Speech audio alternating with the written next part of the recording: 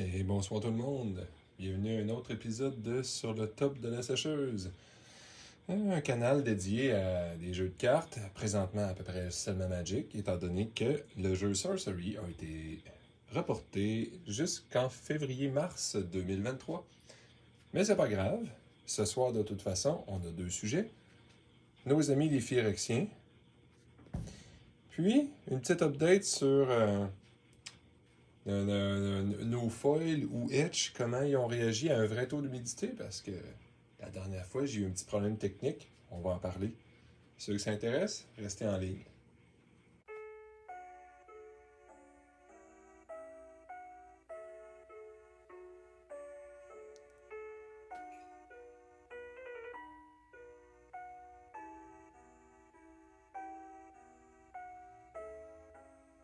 Bon, ben, rebonjour tout le monde. On va commencer aujourd'hui par le sujet peut-être le moins intéressant. Notre ami l'humidité. La dernière fois, j'avais fait une mise à jour des cartes avec un taux d'humidité que je croyais être de 40%. Ce qui était faux. Mon déshumidificateur était brisé, puis je suis pas mal sûr que j'étais dans les 70. Ce qui veut dire que la plupart des feuilles dans les 60-70 ne devraient en pratique soit peu ou très peu courbées. Là, je suis de retour dans le 50, très stable depuis probablement un mois et plus. On va regarder juste quelques cartes, surtout les Secret Lair, parce que quand ça vaut pas cher, c'est pas grave, mais quand on investit un peu dedans, ce serait le fun d'avoir une idée comment les etch, comment les semi-foils, semi-etch vont réagir. Commençons tout de suite d'ailleurs. Bon, on va dire par la carte qui vaut le moins cher. Les codes de ribbon qui sont absolument superbes à mon avis. Là. Mais ça, pas la moindre curve, aucune différence avec des cartes ordinaires.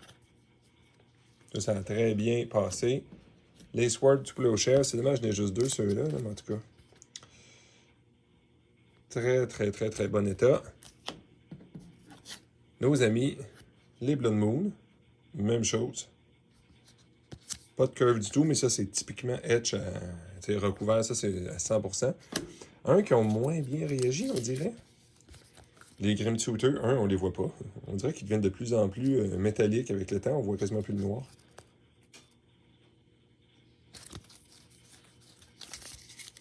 Si on regarde, on a vraiment un petit feeling curve. Bon, un peu. On va en prendre juste une à la fois. Pas grave, de toute façon, hein. Ils sont capables de supporter ça. Ouais. C'était un petit sourire.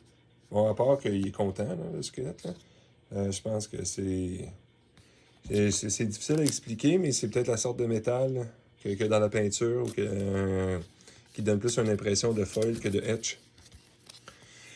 Ceux qui, l'autre fois, étrangement, avaient mal réagi, c'était les pires. Eux autres, ils avaient curé. Mais avec un taux d'humidité plus stable, ils ont repris une courbe très, très, très légère. Pas mal sûr que ça affecterait pas qui que ce soit en tournoi, ça. Peut-être parce que le genre de métal qu'on voit, il n'est pas 100% sur la carte, ça l'affecterait un peu moins.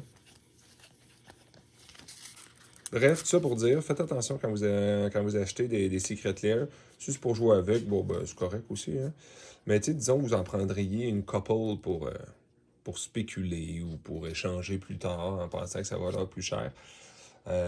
Moi, avant un bon bout de temps, encore une fois, je le répète, ma stratégie va tomber. J'aime beaucoup, beaucoup les Secret Lair, mais je vais y aller vraiment en direction des non-foils, même si le, le, le edge, on va dire, le gain est moins intéressant à long terme. Les, les foils ont tendance à coûter de 20 à 25% plus cher que leur contrepartie non-foil.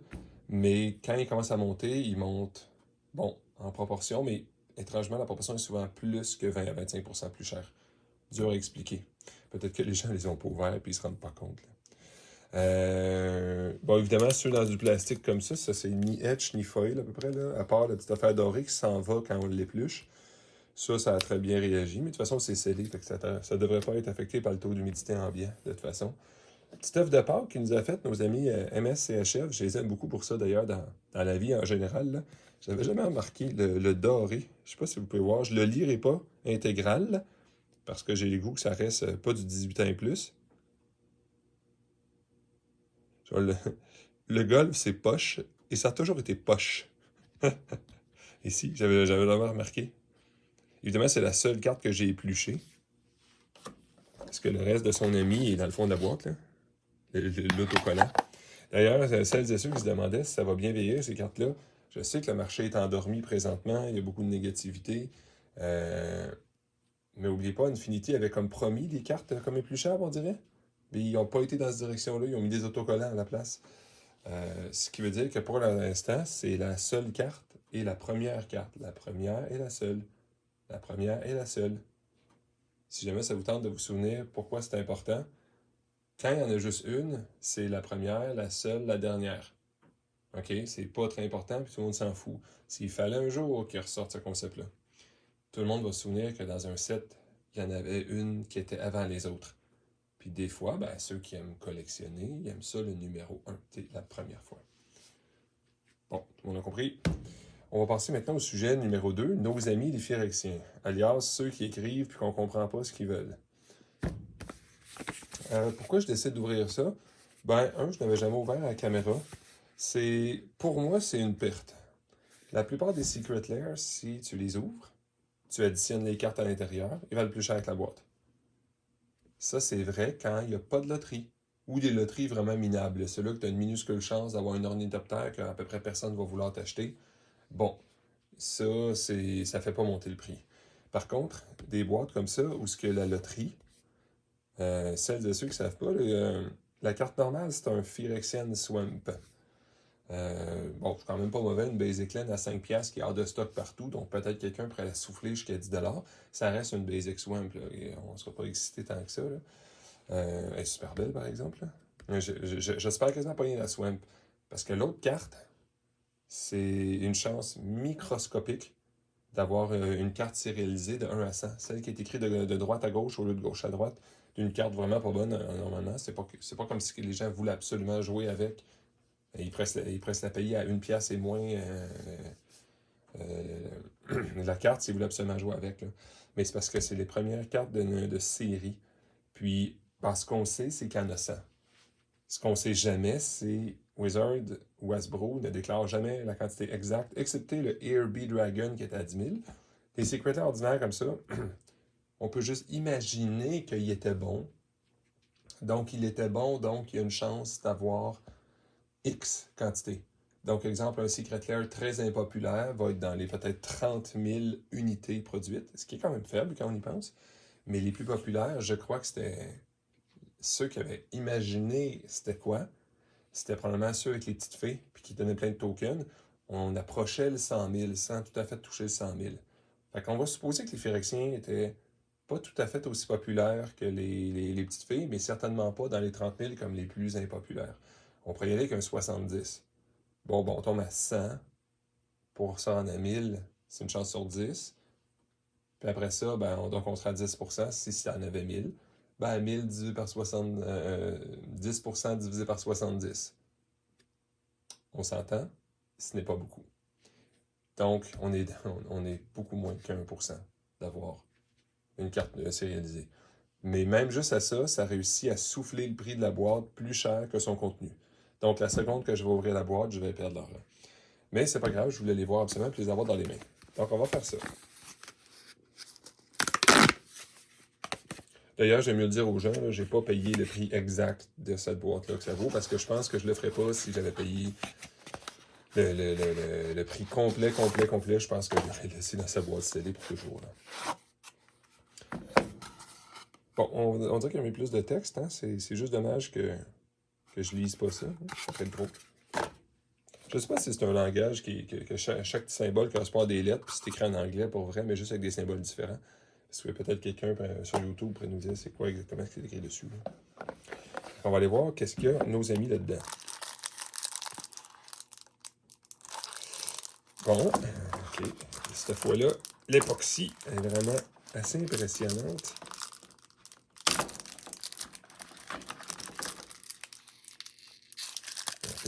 Parce que j'en ai pas trop. Si je pouvais ne pas déchirer la carte, ça serait bon. En passant, la carte loterie qui est dedans, c'est pas pour rien qu'elle est rare, c'est pas pour rien qu'elle est sérialisée. La valeur est assez extrême. Là, ceux qui spéculent sur les cartes sérialisées, là.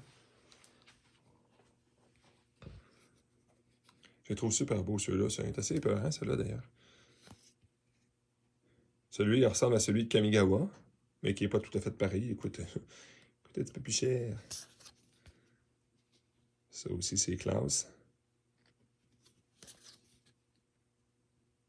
Nice. Celui qui vaut le moins cher, mais il est très beau pareil. Puis notre ami ici aussi. Très, très classe. Bon, ça fait partie des plus anciens Secret Lair. Faut s'y attendre. On a un sourire, encore une fois, ceux-là. On va tout de suite les mettre dans des petits plastiques. Comme ça va peut-être lui donner une petite chance au moins. Alors, tant qu'à parler de la curve, j'aurais dû, mais là, il est trop tard. Là, mais j'ai oublié littéralement. Là, on est rendu à quoi? Plus de 6 mois après la sortie de Double Feature. J'avais laissé 4 Silver Foils, qui à mon avis sont les pires foils ever. Omis peut-être les Commander Legend 1, là. Mais c'est les pires foils qui ont jamais sorti en termes de curve. J'en avais oublié 4 dans un immense livre de biologie pendant 6 mois. Ils sont sortis absolument flat. Probablement plus flat qu'une carte pas foil. Ça, franchement, j'étais impressionné parce que je l'avais essayé à court terme dans un livre.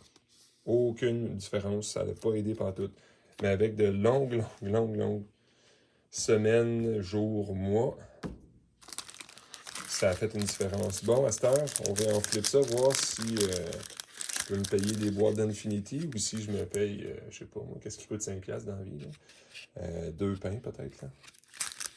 Ah, nous avons le Phyrexian Swamp. J'ai entendu une légende qui dit qu'il y en a, tu peux en avoir 2 des fois. Mais non, ça ressemble pas mal à un Phyrexian Swamp. Très classe, par exemple. Ouais, il a pas l'air content. C'est un petit bonhomme qui est là? Ah ben oui. Je sais pas s'il est heureux ou si c'est le fun. Bon, tel que prévu, fallait s'y attendre. C'est un Swamp. On va mettre ça à la récupération. Fait que c'était pas mal tout pour aujourd'hui. C'était juste un petit épisode avec un clin d'œil sur comment du etch ou semi-foil etch va réagir. Plus un petit coup de chance là-dessus, puis voir la beauté de ces cartes-là aussi en même temps. Je remercie tout le monde. Passez une bonne nuit, passez une bonne journée, peu importe où est-ce que vous êtes dans le monde. Toujours, si vous avez des cartes à faire évaluer ou si vous avez quelque chose à vendre ou à commanditer, Dr Jean Bonius à iCloud.com. C'est écrit de toute façon dans la description. Faites attention, là, il n'y a pas de point, c'est vraiment DR Jean Bonius. Pas vous ramasser à envoyer des messages à d'autres mondes. Je vais vous souhaiter encore une fois une bonne journée. Au revoir.